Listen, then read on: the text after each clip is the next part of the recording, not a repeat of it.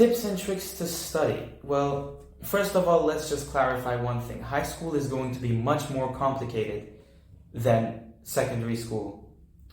You're going to still have to study during the weekends. The weekends are a very important part of your study routine if you want to be a student who is top-notch, let's say.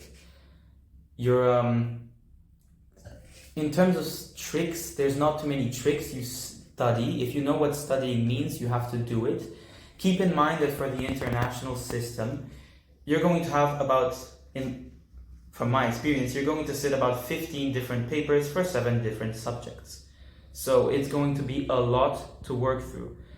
My advice would be to first go through all the content throughout, 9th grade and 10th grade. Once you finish the content, give yourself a test that you can find online of the subject. Then what you do is you see what you haven't done right, and you go and you check that. You relearn what you don't know, and then you go do a test again and repeat this process up until you reach close to perfection. You can never be perfect, so yeah.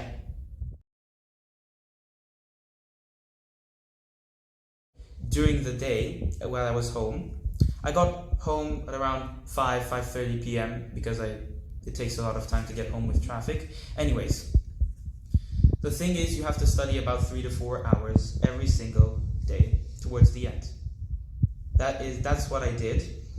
You can take breaks for every hour. Just take like a 5 to 10 minute break, clear your mind, try and go outside. Don't stay on the phone or on the computer, as that's going to irritate your eyes more.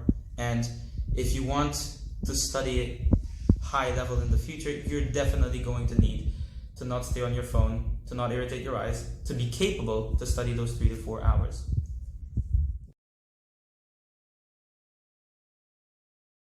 You're going to also need a study plan. You're going to see how many chapters you have in every single book of every single subject. You're going to divide these chapters per week. Then you're going to study these chapters by organizing them in separate days.